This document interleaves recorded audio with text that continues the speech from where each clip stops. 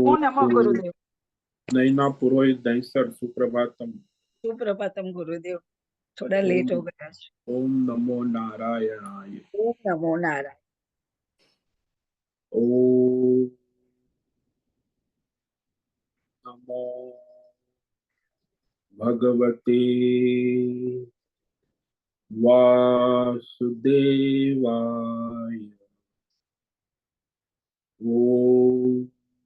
ओम नमो भगवते वासुदेवाय।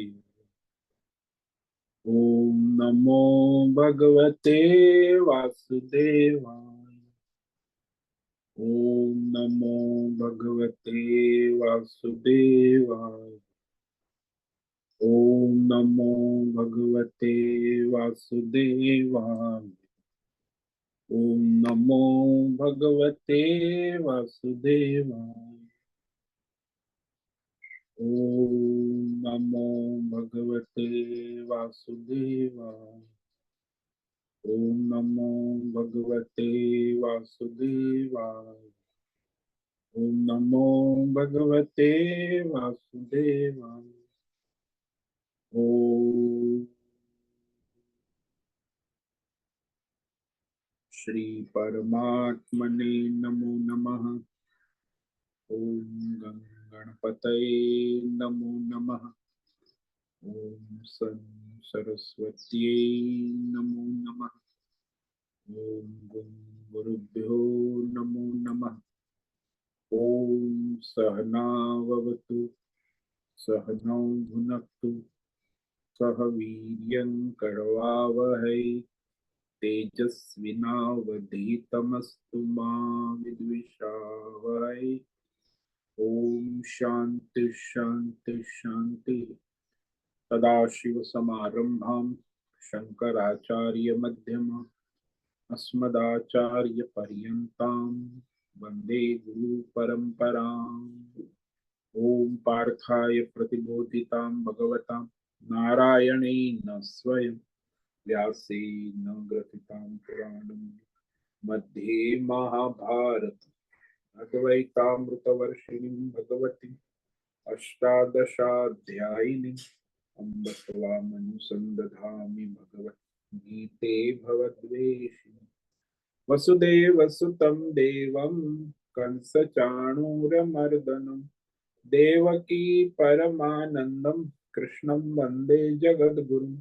नमस्ते परमं ब्रह्म सच्चिदानन्दरूप निर्गुणाय नमस्तुभ्यं ओंकाराय नमो नमः। सर्वे दुर्गाणि तरन्तु सर्वे भद्राणि पश्यन्तु सर्वे सद्बुद्धिमाप्नोतु सर्वे सर्वत्र नन्दतु। ओम तत्सत्। ओम ओम ओम। आप सभी ऑनलाइन नेटवर्क पर उपस्थित भगवद गीता श्रवण साधकों को आज प्रातः का ऋषिकेश से हमारा अभिवादन अभिनंदन अभिवंदन। हरि ही ओम हरि ही ओम हरि ही ओम।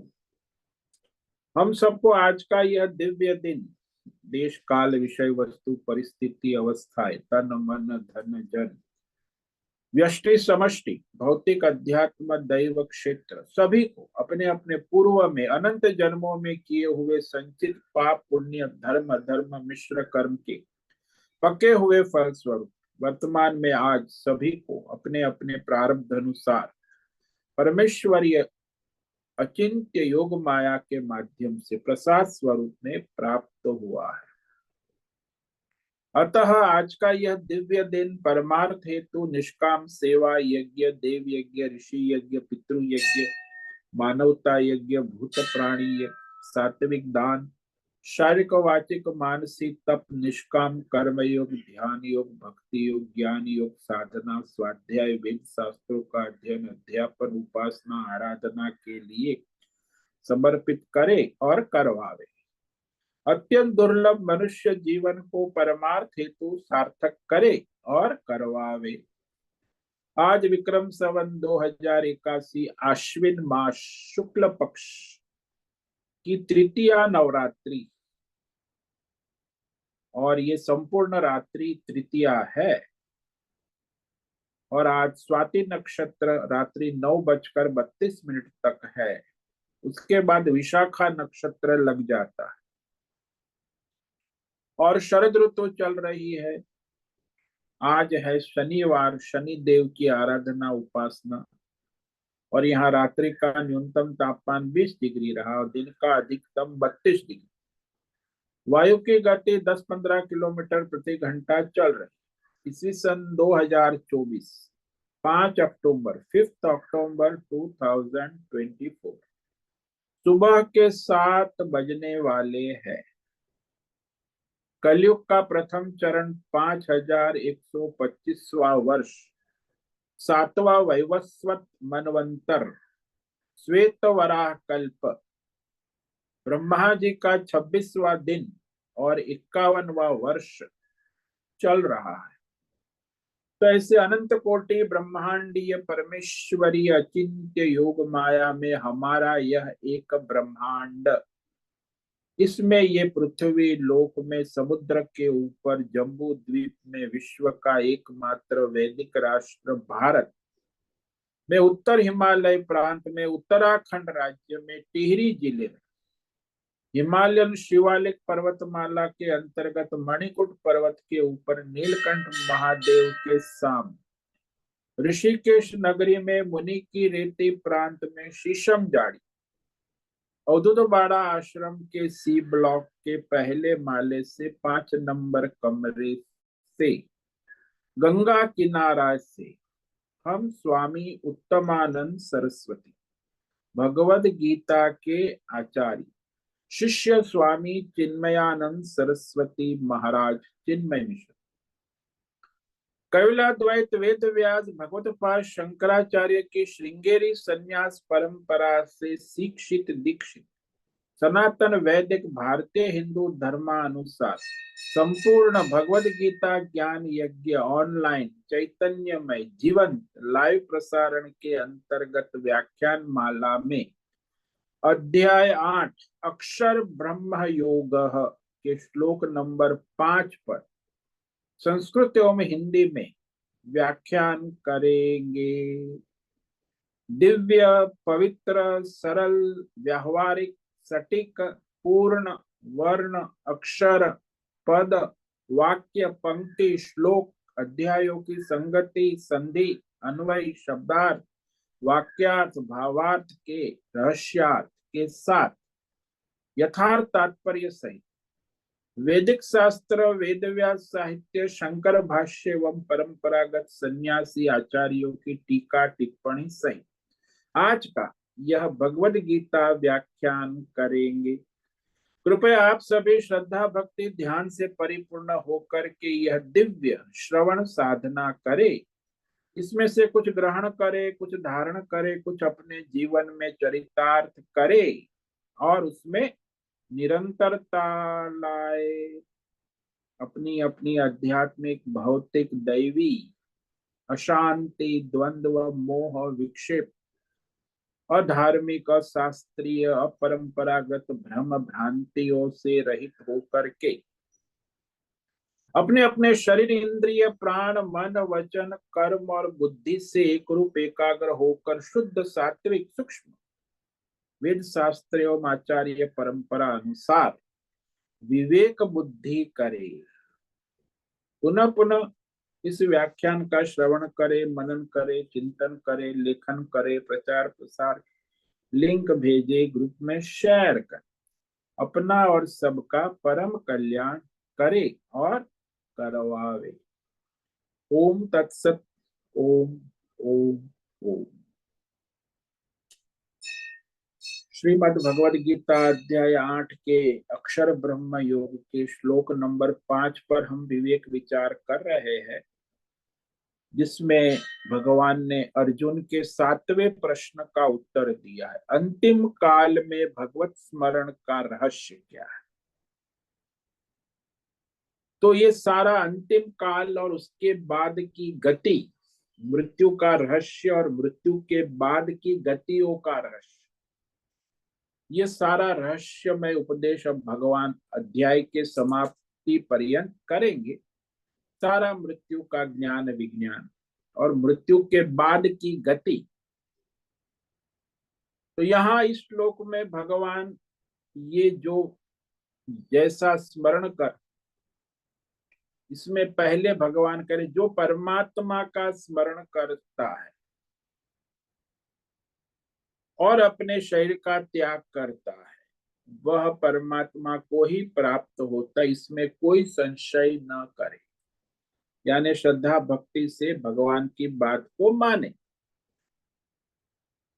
श्रद्धा भक्ति है तो संशय नहीं, और संशय है तो श्रद्धा भक्ति नहीं। ये बुद्धि का विषय नहीं। बुद्धिमान लोग को संशय रहेगा जब तक वो बुद्धिमानी करते रहेंगे, तर्क वितर्क कर। श्रद्धा और भक्ति में कोई संशय नहीं होता। जहाँ बुद्धि है वहां तो संशय रहेगा, कितने भी बड़े बुद्धिमान हो।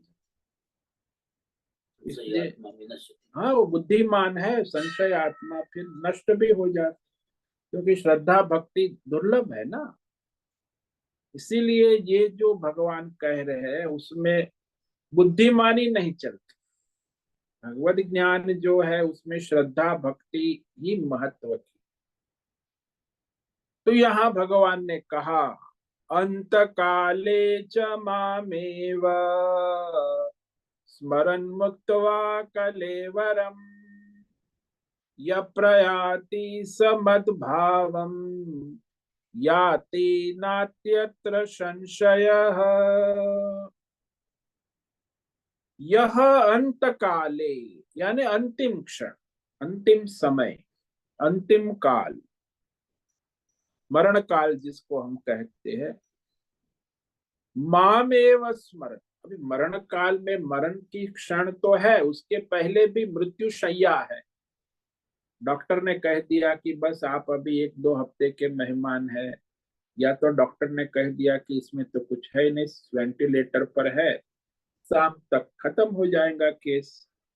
तो ऐसे अंत काल का मतलब केवल अंतिम क्षण नहीं होता। अंत काल जो अंतिम समय, मृत्यु का वो महीने हो, साल हो, या अंतिम दिन हो, इस सब को अंतिम, इसलिए काल शब्द कहा है। काल में साल भी आ जाते हैं, अंतिम वर्ष, अंतिम महीना, अंतिम सप्ताह, अंतिम दिन, अंतिम घंटा और अंतिम क्षण।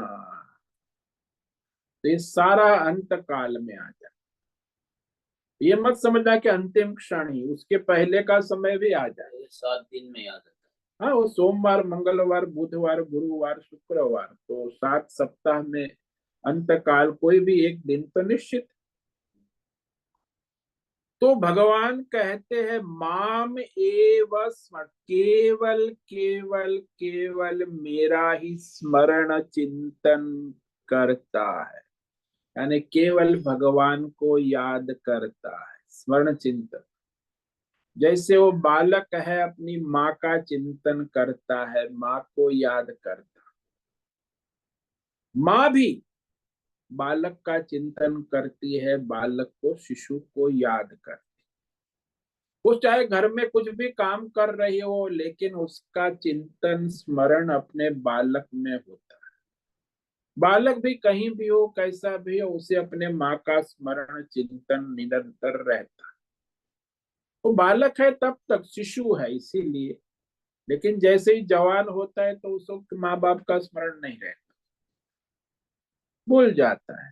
अपने यार दोस्त मित्र, उसी में उसी की याद आती है, उसे माँ बाप की याद नहीं आती। तो ये जो मनुष्य है वो भी, उसे संसार के बहुत विषयों का स्मरण होता है, भौतिक, अध्यात्म, दैव, लेकिन परमार्थ स्मरण होना, चिंतन होना, याद आना, ये दुर्लभ है। तो ये कहा स्मरण करता हुआ वह कलेवरम मुक्तवा, यानी भौतिक पंच महाभूतात्मक शरीर और सूक्ष्म शरीर और संसार, ये सब कलेवर में आ जाता। कलेवरम का संसार, शरीर, स्थूल शरीर, सबको छोड़ता है ना, त्याग कर। सभी मनुष्य छोड़ते संसार छूट जाता है, शरीर और सूक्ष्म शरीर चला जाता है।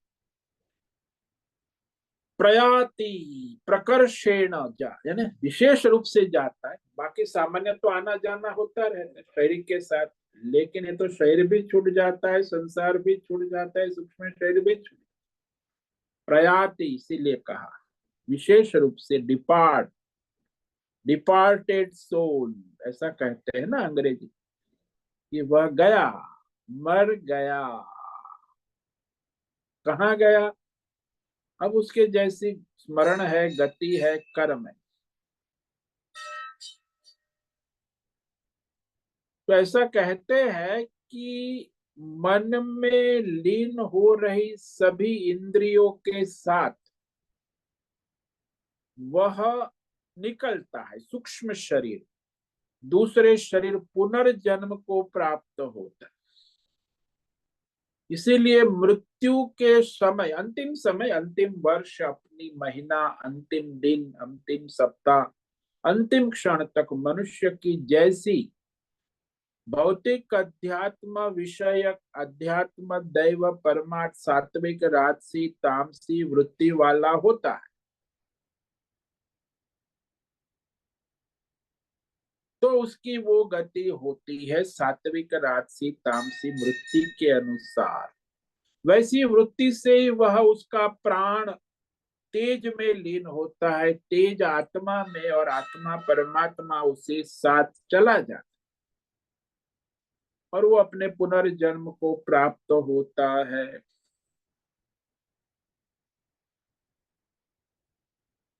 तो किसी की मृत्यु होती है ना, तो वह मृत्यु के समय, अंतिम समय की बात।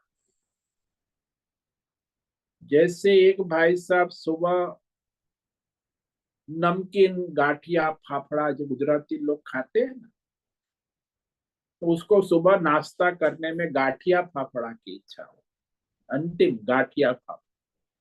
तो गाठिया फाफड़ा खाकर वो बाथरूम गया और वहां बेहोश होके गिर गया, और शाम को उसकी मृत्यु। अब अंतिम उसकी इच्छा क्या थी? गाठिया फाफड़ा। तो अगले जन्म में उसकी क्या गति होगी? तो ऐसा है कि फिर वो अस्पताल में भी ले गए सब वो, लेकिन वो अंतिम तो मृत्यु हो गई, तो वो अंतिम गति हो गई। क्योंकि अंत में वो तामसी विषय वासना, राजसी विषय वासना के, और रजोगुण तमोगुण के लोक में जाएगा। सात्विक वासना नहीं कि भाई आज व्रत है, नवरात्रि है, तो सुबह फलाहार करेंगे, माता जी की आराधना, तो सात्विक लोक में जाता। लेकिन वो सुबह उसको नवरात्रि में भी गाठिया फाफड़ा खाने की इच्छा हो गई, अंतिम इच्छा, वही तो उसे ले गई। तो इस तरह मनुष्य रजोगुण तमोगुणी लोक में मर, क्योंकि रजोगुण अवस्था में गया, तमोगुण अवस्था, सत्व गुण तो था नहीं। तो ऐसे होता है, पुनर्जन्म की प्राप्ति का कारण बन जाता। अंते या मति सागति।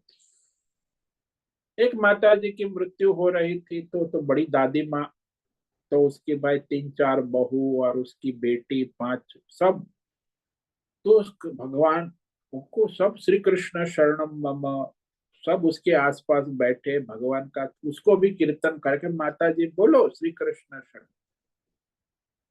तो माता जी जो है वो तो सबको देख देख के, सब यहाँ क्या कर रहे हैं, दादी माँ है ना, तो कहती है अरे जाओ खाना पकाओ, रात का खाना, सबको भूख लगेगी, सब खाना पकाने जाओ, यहाँ क्या मेरे पास बैठे हो।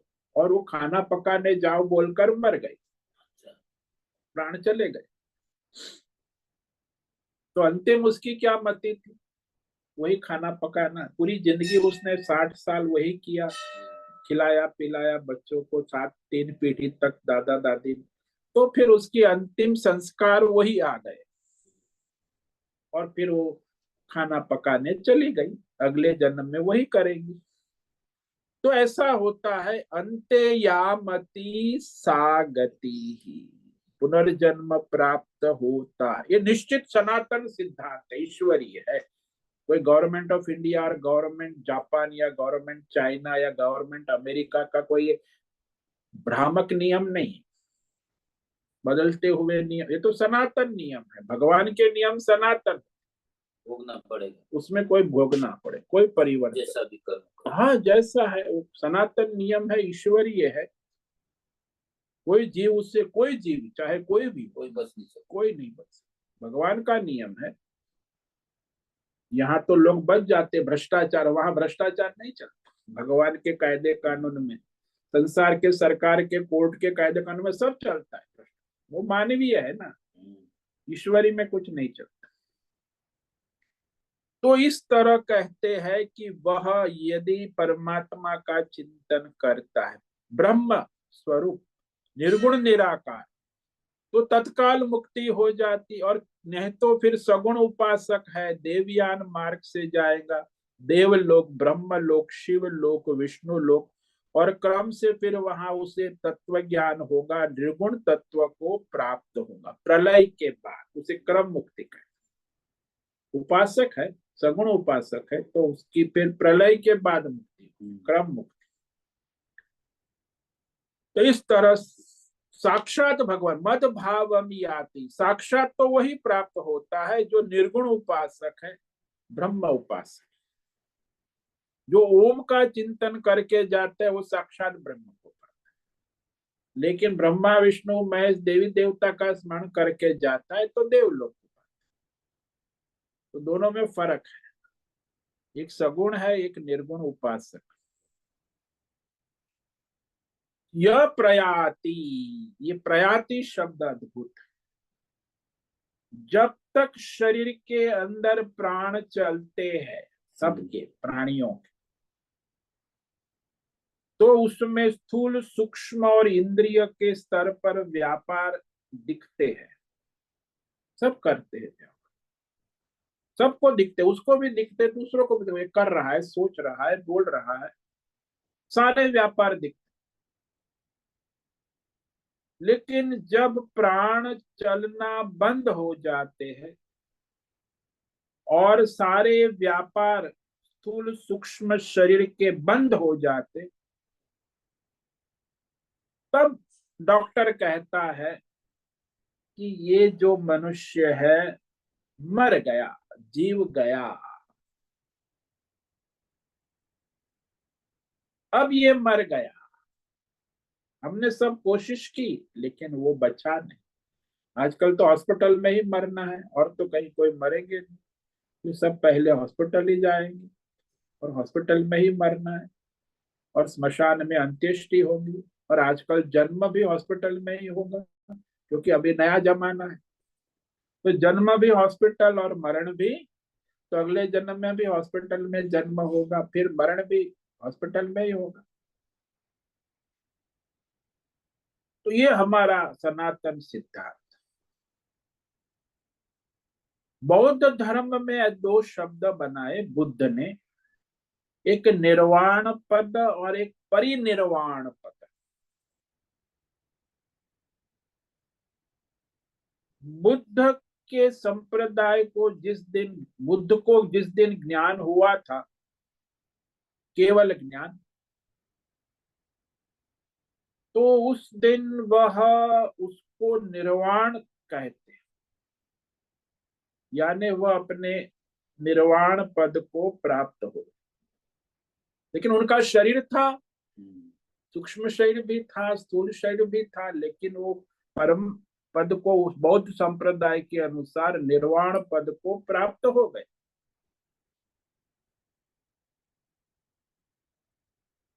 तो बुद्ध ने कहा कि उस दिन के बाद कहीं दूर नहीं हुआ, जो होना था तभी हो गया, पर ये जो मेरा स्थूल सूक्ष्म शरीर है अभी भी दिख रहा है। निर्वाण हो चुका है, फिर भी स्थूल सूक्ष्म शरीर दिखना बंद नहीं हुआ, इसीलिए उसको वो लोग निर्वाण कहते। अभी तो है बुद्ध, लेकिन जब वो बुद्ध का स्थूल सूक्ष्म शरीर दिखना बंद हो जाता है तो उसे परिनिर्वाण कहते। निर्वाण और परिनिर्वाण। इसी प्रकार हमारे सनातन धर्म में भी जब जिसको आत्मज्ञान में स्थिति हो गई लेकिन उसका सूक्ष्म और स्थूल शरीर दिखता है, रहता है, तब तक उसे जीवन मुक्त कहा जाता है। भी शरीर है, स्थूल सूक्ष्म प्रारब्ध है शरीर, लेकिन उसे आत्मज्ञान में स्थिति, परमार्थ में स्थिति हो गई तो केवल स्थूल सूक्ष्म शरीर दिखने के कारण उसे जीवन मुक्त कह देते हैं। लेकिन जब प्रारब्ध समाप्त होकर उसका स्थूल सूक्ष्म शरीर दिखना बंद हो जाता तो उसे विदेह मुक्त कहते कि अब देह नहीं रहा, लेकिन ये मुक्त हो गया।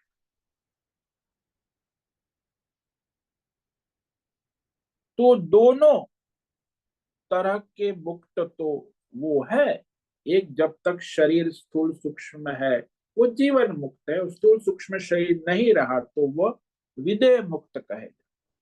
मुक्त तो एक ही है, एक जैसा ही है, क्योंकि उसमें जो आत्मज्ञान, तत्व ज्ञान जो है वो तो हो चुका है।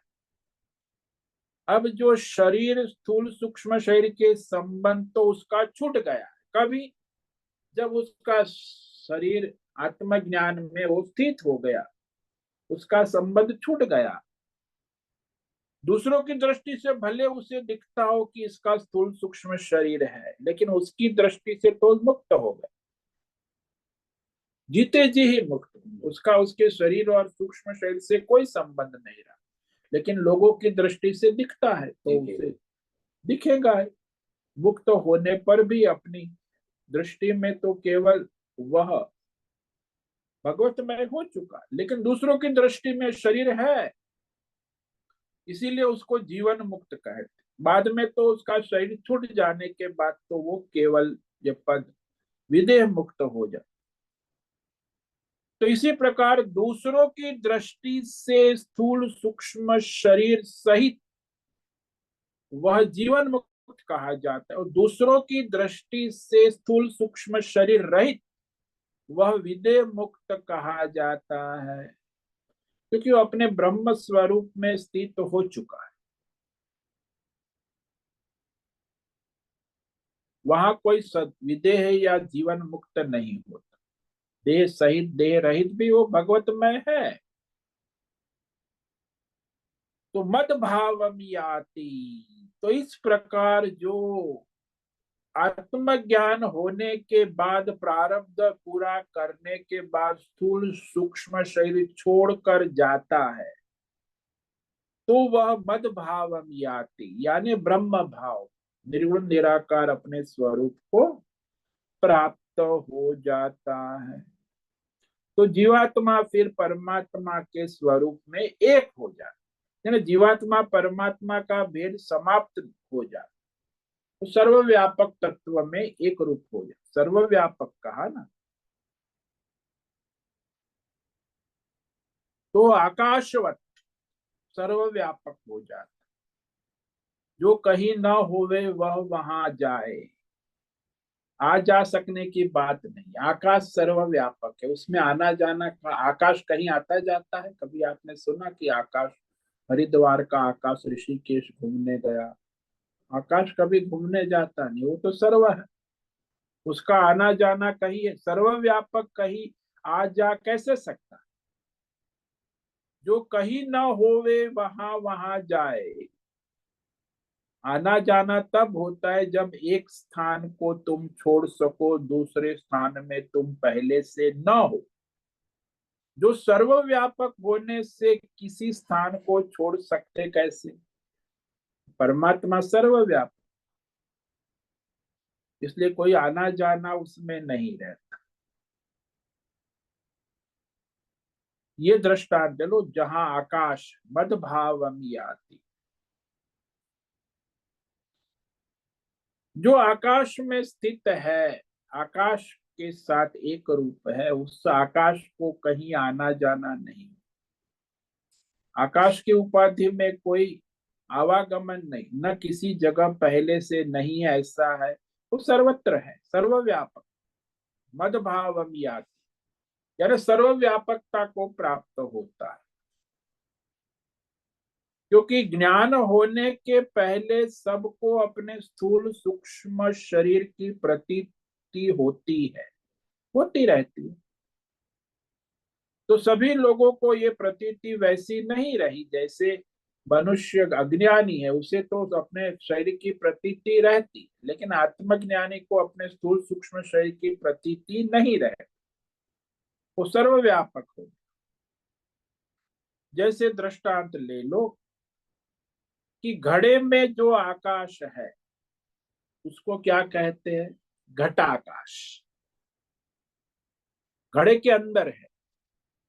और बाहर आकाश है, उसको क्या कहते हैं? महाकाश, सर्वव्यापक। तो वह आकाश घड़े की उपाधि से घटाकाश कहा, और उसके बाहर जो सर्वव्यापक आकाश है उसे महाकाश कहते हैं। आकाश को हम कहीं ले जा सकते हैं? नहीं। घटाकाश भी हम सोचते हैं कि चलो घड़े को ले जाएंगे तो घटाकाश वो भी आएगा, ऐसा नहीं। घटाकाश को हम नहीं ले जाते, घटे को ले जाते। घड़ा यहाँ वहां आता जाता, घटाकाश कहीं आता जाता नहीं है। जहां जहां घट को ले जाते वहां वहां आकाश पहले से ही सर्वव्यापक उपस्थित उपलब्ध है। इसलिए घटाकाश प्रकट दिखता है। हालांकि घटाकाश कहीं आता जाता नहीं है, घड़ा आता जाता दिखता है। आकाश तो सर्वत्र है, जहां जहां घट ले जाओ वहां वहां आकाश पहले ही उपलब्ध है। अब मानो कि हमने घड़े को फोड़ दिया तो घड़े का दिखना बंद हो गया, तब घटाकाश कहाँ गया? महाकाश में था ही, और महाकाश हो गया। फिर क्या कहा जाता है? घटाकाश महाकाश में लीन हो गया, एक रूप हो गया, मिल गया। हालांकि कोई मिला नहीं है, मिला हुआ ही है कहते हैं, क्योंकि हमको घड़ा दिखना बंद हो गया तो घटाकाश की प्रतीति भी बंद हो गई दिखनी। परंतु आकाश में कोई परिवर्तन नहीं हुआ, महाकाश सर्वव्यापक ही है। इसी प्रकार वह जो आत्मज्ञानी का स्थूल सूक्ष्म शरीर उपाधि में वो आत्मा, उसका जो है अंतरात्मा, वो अब उपाधि से रहित हो गया। नाम रूप उपाधि जो देवदत्त कह रहा था, वो देवदत्त उपाधि से रहित हो गया, जीवन मुक्त हो। और स्थूल सूक्ष्म शरीर की प्रतीति हट जाने पर हमें लगता है कि वह कहाँ गया। वो तो जब तक शरीर है तब तक तो वो दिखेगा, लेकिन जब शरीर स्थूल सूक्ष्म उपाधि हट गई तो वो विदेह मुक्त हो गया। तो दोनों में आप विचार करो कि देह के कारण हम नाम रूप उपाधि वाला जो देवदत्त दिख रहा था वह हमें जीवन मुक्त हो गया। उसने अपने जीव को परमात्मा में एक रूप कर लिया, लेकिन दूसरों को उसका शरीर दिखता है, उसको तो अपना शरीर भी नहीं दिखता है, दूसरों को दिखता है। शरीर है, प्रारब्ध है, फिर शरीर समाप्त हो गया। स्थूल सूक्ष्म शरीर की प्रतीति हट जाने से हमें लगता है कि वह कहाँ गया? अरे वह तो अपना विदेह मुक्त हो गया, वह अपने सर्वव्यापक तत्व में एक रूप हो गया। यह सब जीवित या मृत दोनों अवस्था में वह आत्मज्ञानी देह अभिमान स्थूल सूक्ष्म से मुक्त है। अतः सिर्फ याति न कहकर भगवान ने प्रयाति शब्द, मद भावम प्रयाति, यानी भगवत भाव में स्थित है, एकत्व है। वह आत्मज्ञानी जीवित हो या मृत अवस्था में भगवत स्वरूप ही है। जैसे आकाश घट सहित और घट रहित सर्वव्यापक आकाश ही है। चाहे घड़े के सहित आकाश हो या घड़े के रहित हो, वो आकाश आकाश ही है, सर्वव्यापक। ऐसे ही आत्मज्ञानी जीवन मुक्त शरीर के साथ है तो है, लेकिन जब शरीर नहीं रहा तो वो जीवन मुक्त ही है, विदेह मुक्त हो जाए, सर्वव्यापक। तो इस प्रकार वह आत्मज्ञानी की गति भगवान पहले बता रहे। अब आप कहो कि ये कैसे होगा, तो कहते अत्र संशय नास्ति। भगवान स्वयं कह रहे हैं कि इस विषय में, इस बारे में, इसमें कोई संदेह, कोई संशय करने की बात नहीं है। जैसे पानी में डुबोया हुआ घड़ा भीतर बाहर से जलमय हो जाता, ऐसे वो भगवतमय हो गया।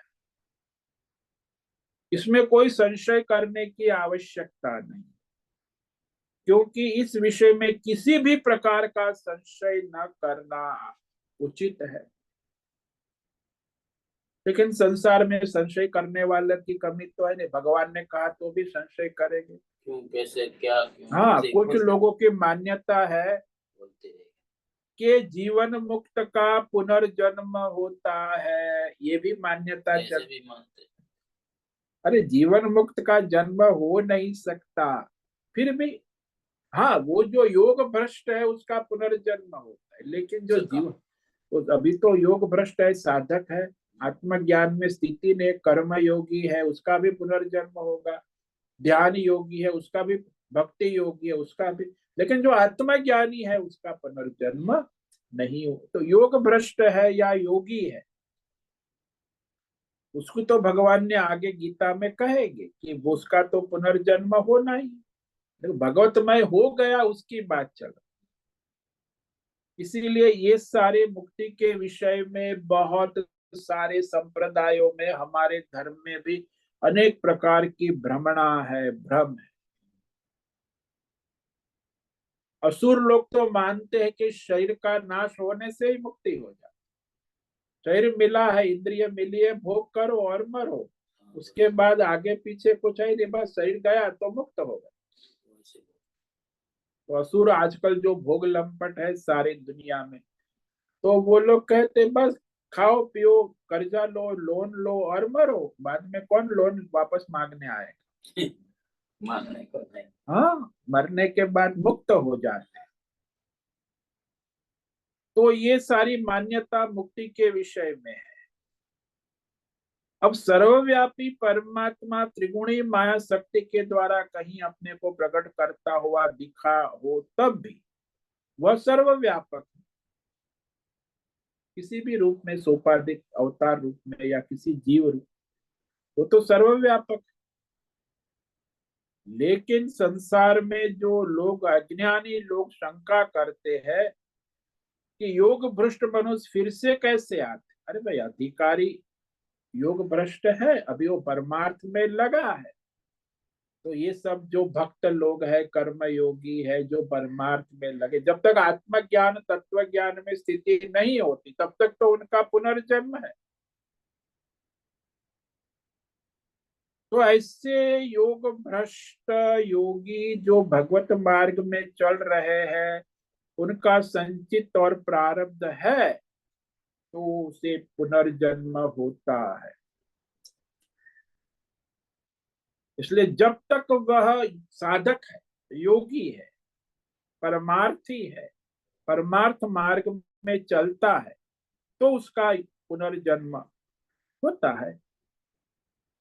एक से अधिक शरीर में प्रकट हो जाता। तो पहले जन्म हुआ, फिर योग साधना की, उसमें अधूरा रह गया, तो फिर दूसरा। तो वैसे ही है, जैसे सो गया और जग गया। रात को सो गया तो जहां जैसे सोया था वही सुबह जगा ना। ऐसे ही वो कर्म योगी था, मर गया, तो फिर अगले जन्म में कर्म योग की आगे साधना करे। तो ध्यान योगी मर गया तो अगले जन्म में ध्यान योग की साधना करे। भक्ति योगी मर गया तो अगले जन्म में लेकिन जो तत्वज्ञानी आत्मज्ञानी मर गया तो उसका तो कोई पुनर्जन्म कुछ है ही नहीं।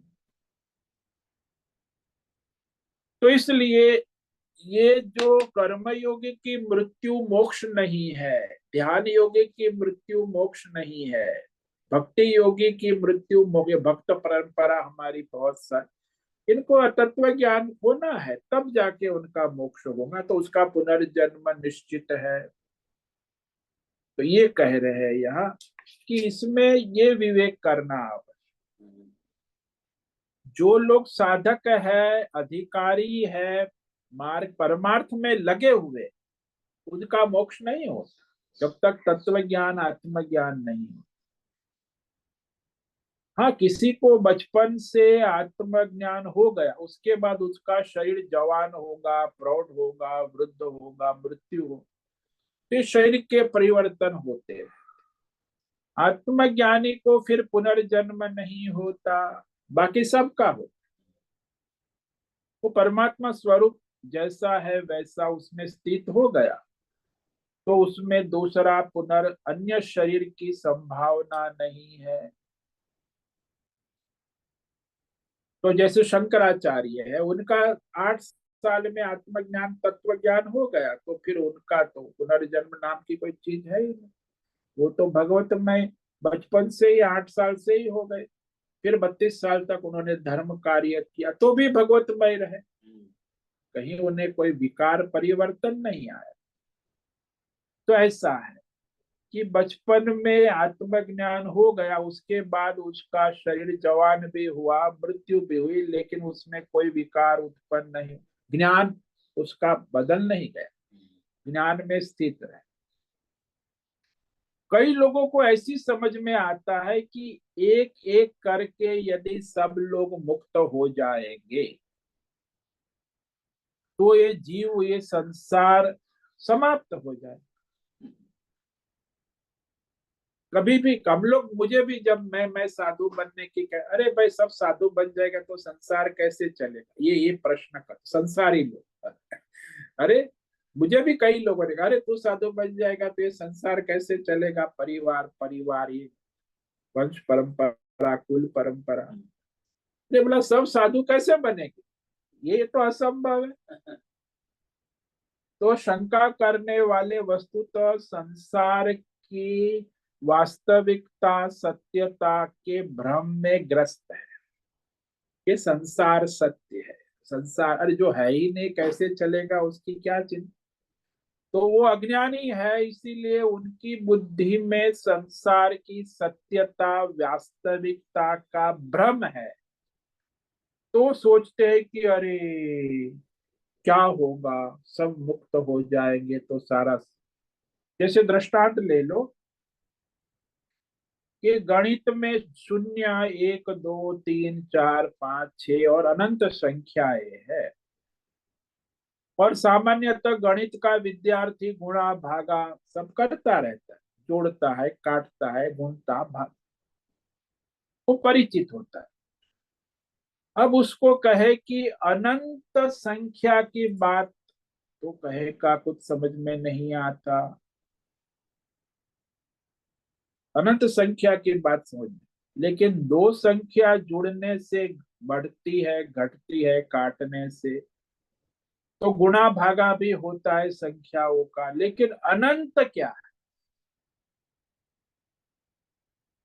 बोले अनंत के साथ कोई संख्या न घटती है न बढ़ती। वो पूर्णमद पूर्णमिदम कहते ना, वही बात कि भाई जो अनंत के गणित में कोई गणित नहीं चलता, कुछ जुड़कर बढ़ोतरी होगी, अनंत की कोई बढ़ोतरी होगी या उसमें कुछ घटोतरी होगी क्या, उसका अनंत का कुछ गुणा भागा होगा? गणित का ये रहस्य साधारण समझ में नहीं आता। तो जो अज्ञानी मनुष्य है, संसारी है, वो संसार की गणित में इतना मोहित है, अज्ञान दृष्टि से ग्रस्त संसारी मनुष्य सोचते हैं कि संसार है, उसमें एक एक चले जाएंगे तो अंत में कुछ नहीं रह जाएगा। तो ये सारे संशय होते हैं, इसको कहते हैं संशय। उसको काटने के लिए भगवान ने अपना मत स्पष्ट बतला दिया कि उसके बाद एकमात्र परमात्मा तत्व ही रह जाता है। सो गणित की उत्पत्ति स्थिति लय किसमें है? बोले गणित की उत्पत्ति स्थिति लय अनंत में है, अनंत संख्या में। और वैसे ही संसार की उत्पत्ति स्थिति लय परमात्मा, परमात्मा अनंत है, अनंत में से अनंत ही रहता है। अनंत में जोड़ो तो भी अनंत, अनंत में गुणा भागा करो तो भी अनंत। अनंत जो है वो हमेशा अनंत ही रहे, उसका कभी अंत नहीं होता, न उत्पत्ति होती है। तो इस तरह यह विवेक करना आवश्यक। तो इसमें परमात्मा के विषय में, अनंत के विषय में, पूर्ण के विषय में बहुत बुद्धिमानी करने की आवश्यकता है।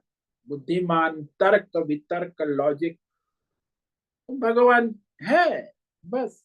अत्र संशय नास्ति, इसमें कुछ भी संशय नहीं है।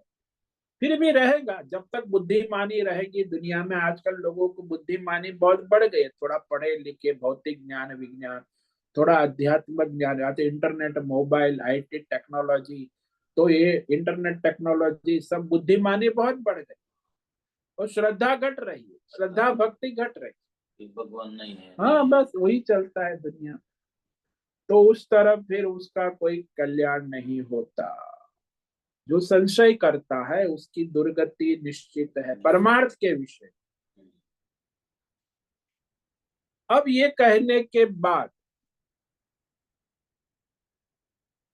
जो साक्षात आत्मा का अनुभव कर लिया वह मनुष्य कैवल्य पद, ब्रह्म पद को प्राप्त कर लेता है। ये बात भगवान ने सबसे पहले।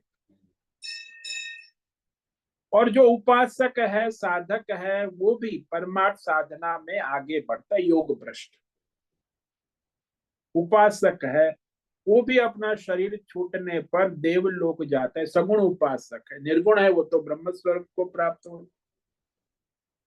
तो ये सारी गति बताने के बाद अब कहा कि अरे जो सगुण निर्गुण उपासना न कर, संसार के भौतिक अध्यात्म दैव विषयों का चिंतन करते हुए शरीर छोड़ता है, तो उसकी क्या गति? तो ये भी सनातन सिद्धांत है कि अंतिम समय में उसकी जो वृत्ति है, विचार है, गति है, वही उसकी मति है, उसी अनुसार उसकी गति होती। अंतिम समय, इसलिए काल शब्द कहा है भगवान ने, यहाँ शब्द कहा है अंत काले। अंत क्षण नहीं, केवल क्षण की, आप क्षण का इंतजार मत, पूरा काल ले लेना, महीना, साल, दिन। तो अंत काल में भी ऐसी शारीरिक भयंकर परिस्थिति के अंदर भी यदि जिसे आत्मज्ञान हो गए उसका परमार्थ चिंतन नहीं छूटता, जो भगवत भाव में पहले ही स्थित हो गया, भगवत मय हो गया, उसके लिए तो कोई परेशानी है नहीं। जैसी स्थिति केवल परमात्मा के चिंतन स्मरण की ही उनकी बात स्थिर रहे। लेकिन जिसका परमात्मा भाव स्थिर नहीं हुआ है और जिसका भौतिक अध्यात्म दैव संसार उसका चिंतन स्मरण करता है, तो उसके फल स्वरूप अंत काल में भी उसकी वही संसार वृत्ति बनती है। जैसे मैंने कहा ना, वो गाठिया, फाफड़ा, नमकीन, सुबह नाश्ता खाने की इच्छा हो गई, फिर वो खा के बेहोश होके गिर गया तो अस्पताल, और शाम को मर गया। तो अंतिम इच्छा क्या थी उसकी? नमकीन, गाठिया। पूरी जिंदगी वही खाया था, गाठिया फाफड़ा। गुजरात सौराष्ट्र वाले ऐसे ही मरते हैं कुत्ते की तरह, गाठिया फाफड़ा और चाय खा के हार्ट अटैक से मरते हैं कुत्ते की तरह। तो ये सारा संसार ऐसे चलता है। तो ऐसा है कि मनुष्य को भगवत का स्मरण ही नहीं होता। जैसा संसार जीवन जिया है भौतिक अध्यात्म दैव। पारिवारिक है तो अपने पत्नी बच्चे को याद करते हैं, बेटा कहाँ गया, बहू कहाँ है, पर पत्नी कहाँ है। एक भाई साहब की मृत्यु हो रही थी तो पूछा उनको अंतिम इच्छा क्या है। अरे भाई उसकी 2 बेटे 4 बेटियां, मेरी पत्नी कहाँ है, उसको लाओ। पत्नी को सामने बिठा दिया और फिर उसको देखते हुए प्राण छोड़ दिया। अच्छा। हाँ, पत्नी का इसकी दर्शन। वासना ऐसी है। हाँ, उसकी आखिरी जिंदगी अभी 40 साल पत्नी के वासना है साथ, ऐसे। स्त्री वासना। तो फिर अगले जन्म में स्त्री बनेगा, और क्या बनेगा, इसका कोई दूसरी गति है ही नहीं। तो ये सनातन नियम अब भगवान आगे भी श्लोक में कह रहे कि सब विषय में, केवल भगवान के विषय में नहीं, संसार के भौतिक अध्यात्म दैव हर विषय में जो जिसका अंतिम स्मरण होगा, जैसी उसी अनुसार उसकी अगले जन्म में गति होगी। तैयारी तो अंग्रेज महाराज कहते तैयारी करते, हाँ, कुत्ता को पालते, कुत्ता को करते, वो करते। जैसी जैसी वासना कामना होगी वैसे वैसे स्मरण करेगा, और अंतिम समय में जिसका स्मरण करके शरीर छोड़ता है उसी भौतिक अध्यात्म दैव विषय लोक को प्राप्त करता है। ये अब भगवान आगे के श्लोक में, पहले परमार्थ की बात कह दी, अब सब संसार की बात कह दी। ये श्लोक तो आज पढ़ेंगे, इस पर व्याख्यान कल करेंगे। यम यम वापि स्मरन् भावम् त्यजन्त्यन्ते कलेवरम् तम तमेवैति कौन्तेय सदा सद्भाव भाविता। कौन्तेय अन्ते यम यम वापि भावम स्मरन् कलेवरम त्यजति। पहली पंक्ति, पहला वाक्य, के अंत काल में जिस जिस भी भौतिक अध्यात्म दैव वृत्ति प्रवृत्ति भाव को स्मरण करता हुआ वर्तमान संसार और शरीर को त्याग करता है, तम तम एवैति, उसी शरीर उसी लोक को, वो सात्विक राजसी तामसी वृत्ति और लोक को प्राप्त होता है अगले जन्म में। क्यों? क्योंकि सदा तद्भाव भाव, कोई जीवन भर उसी सात्विक राशि तामसी भाव वृत्ति प्रवृत्ति से भावित रहा है, तो अंत समय में भी वही वृत्ति होती है और उस तरह उसका अगला जन्म निश्चित हो जाता है। इस पर हम कल विचार करेंगे। तो आज जिस पर हमने विचार किया, ये जो आत्मज्ञानी की गति भगवान बता रहे हैं, अंत काले च माम एव स्मरन् मुक्त्वा कलेवरम य प्रयाति स मद्भावम याति नास्त्यत्र संशयः। जो अंत काल में मुझको स्मरण करता हुआ, यानी केवल परमात्मा का चिंतन स्मरण याद करता हुआ शरीर को त्याग कर जाता है, प्रयात, क्योंकि वो साक्षात मेरे स्वरूप का चिंतन करते हुए गया है, इसीलिए साक्षात मेरे स्वरूप को ही प्राप्त होता है। इसमें अत्र कोई संशय की बात नहीं, श्रद्धा भक्ति से ये स्वीकार करना आवश्यक है। लेकिन बुद्धिजीवी लोग स्वीकार नहीं करते कि ये भगवान की बात भगवान के पास रहने, तो मैं तो मेरी बुद्धिमानी करूंगा। तो ज्यादातर मनुष्य बुद्धिमानी के कारण भगवत ज्ञान को जीवन में ला नहीं पाते, वंचित रह जाते। हाँ, वो वंचित रह जाते, बुद्धिमानी उनको बाधा उत्पन्न। श्रद्धा भक्ति से ही ये भगवत साधन भजन होता है, बुद्धिमानी से कुछ नहीं। ओम नमो नारायणाय, ओम नमो नारायणाय, ओम नमो नारायणाय, ओम नमो नारायणाय, ओम नमो नारायणाय। कायेन वाचा मनसेन्द्रियैर्वा बुद्ध्यात्मना वा प्रकृते स्वभाव करोमि यद्यत् सकलं परस्मै नारायणायेति समर्पयामि। ओम सर्वे भवन्तु सुखिनः, सर्वे सन्तु निरामयाः, सर्वे भद्राणि पश्यन्तु, मा कश्चित् दुःखमाप्नुयात्, अस्तु मा सद्गमय। तमसो मा ज्योतिर्गमय मृत्योर्मामृतंगमय। ओम पूर्णमद पूर्णमिदं पूर्णात् पूर्णमुदच्यते पूर्णस्य पूर्णमादाय पूर्णमेवावशिष्यते। ओम शांति शांति शांति। शंकरं शंकराचार्यं केशवं बादरायणं सूत्रं भाष्यकृतौ वन्दे भगवन्तौ पुनः पुनः। ईश्वरो गुरुरात्मेति मूर्तिभेदविभागि व्योमवद्व्याप्तदेहाय दक्षिणामूर्तये नमो नमः। ओम गुं गुरुभ्यो नमो नमः। ओम तत्सत् ब्रह्मार्पणमस्तु। ओम ओम ओम।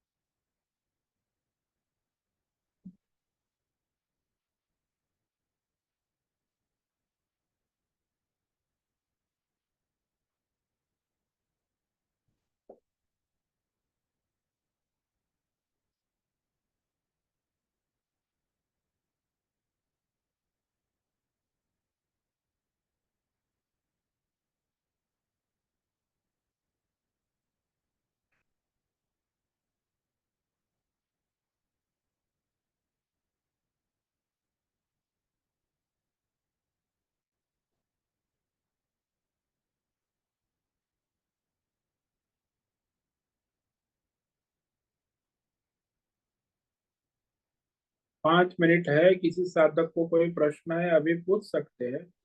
5 मिनट।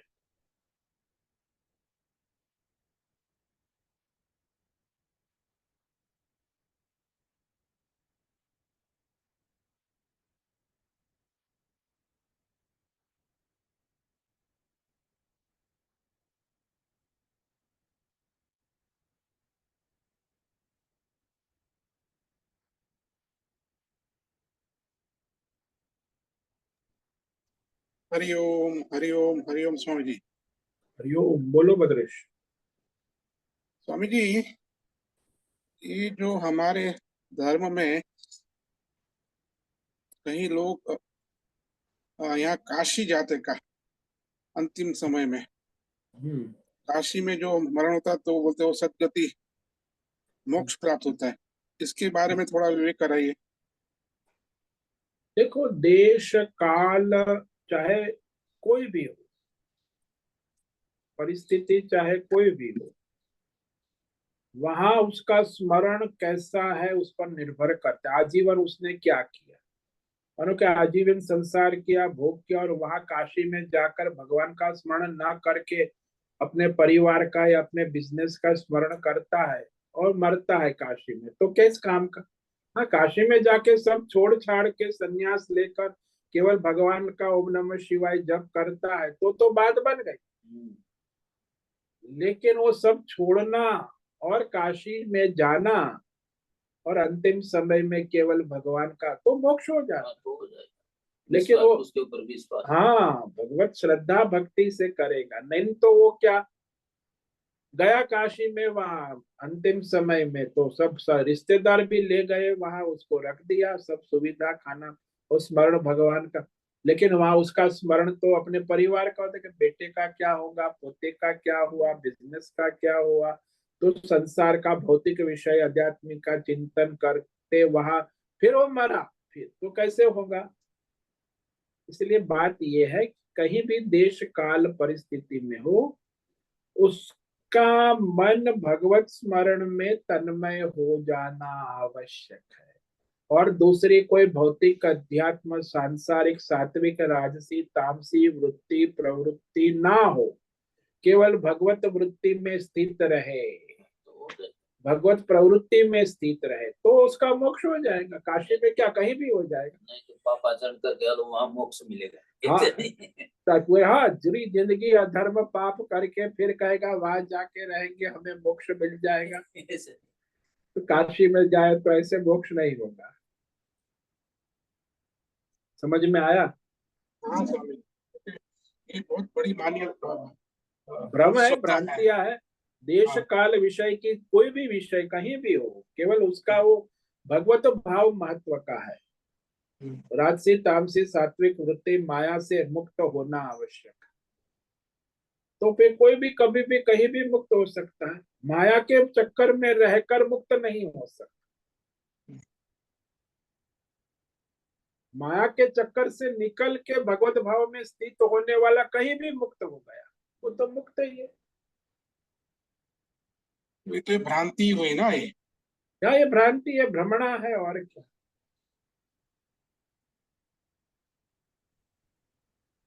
और ये भ्रांति अनादिकाल से चली आ रही है।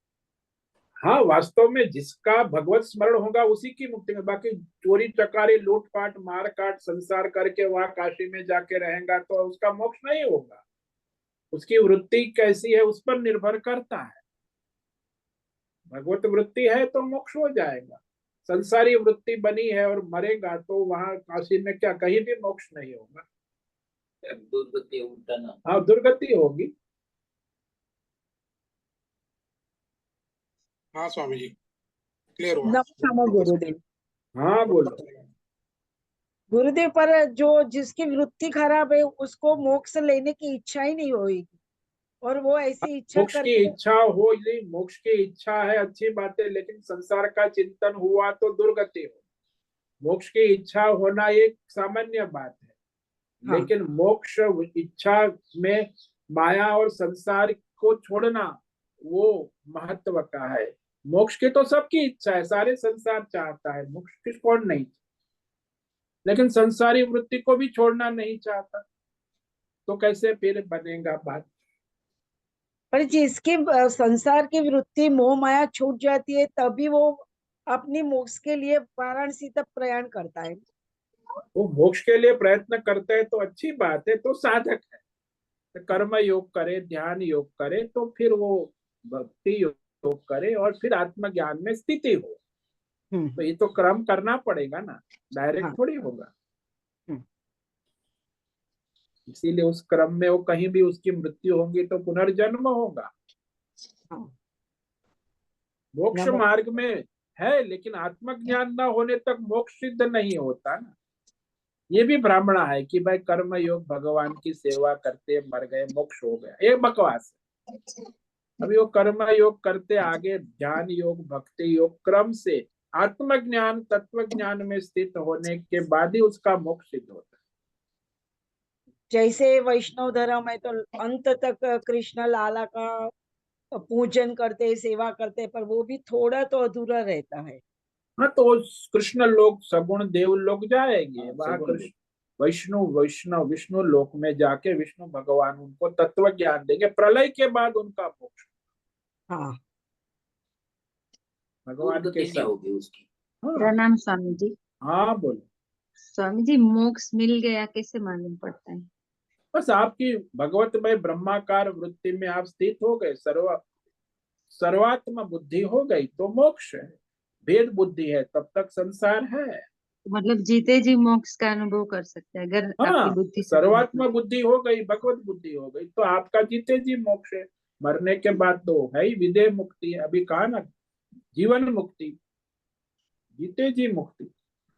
स्वामी जी, सद्यो मुक्ति शब्द क्या है? सद्यो मुक्ति ऐसा कुछ सुना। सद्य यानी सद- तत्काल, अभी आपका अच्छा। ब्रह्म ज्ञान में स्थिति है। सद्य यानी तत्काल।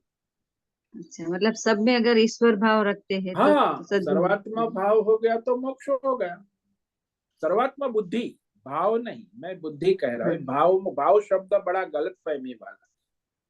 तो सांसारिक वृत्ति वाला, वृत्ति भी प्रवृत्ति यानी सर्वात्म भाव ये कहते हैं, उसमें सर्वात्म बुद्धि वृत्ति होना और प्रवृत्ति होना आवश्यक है। तो भाव की व्याख्या होती है सर्वात्म बुद्धि वृत्ति और प्रवृत्ति, तो सर्वात्म भाव से होती है तो जीवन मुक्त है, जीते जी। कोई भेदभाव नहीं है, सब भगवतमय है। सबको ओम नमो नारायण। ओम नमो नारायण। प्रणाम स्वामी जी। ओम नमो नारायण। प्रणाम स्वामी जी। ओम नमो नारायण। ओम नमो नारायण। तो आज नवरात्रि है, तो नवरात्रि का साधना तब करें भगवत भाव। तृतीय नवरात्रि है, सभी को इस नवरात्रि पर्व की हार्दिक परमार्थ प्रार्थना परमार्थ करे और अपने परमार्थ बुद्धि को दृढ़ करे। साधना करोगे तब होगा, सोचने से बोलने से नहीं होगा, करने से होगा। सोचो बोलो और करो, तब वो साधना होती। सभी साधकों को आज का ओम नमो नारायणाय, सबको ओम नमो नारायण। ओम नमो नारायण नारायण स्वामी जी। ओम सब नमो सभी नारायण साधकों को आज का ओम नमो नारायण। ओम नमो नारायणाय स्वामी जी, सभी को ओम ओम नमो नमो नारायणाय। मुझसे नमो निवेदन नारायण है, स्वामी जी। आज का सत्संग पूर्ण करें। ओम नमो नारायणाय। आज का ये दिव्य सत्संग हम यही पूर्ण करते हैं। सभी साधकों को ओम नमो नारायणाय।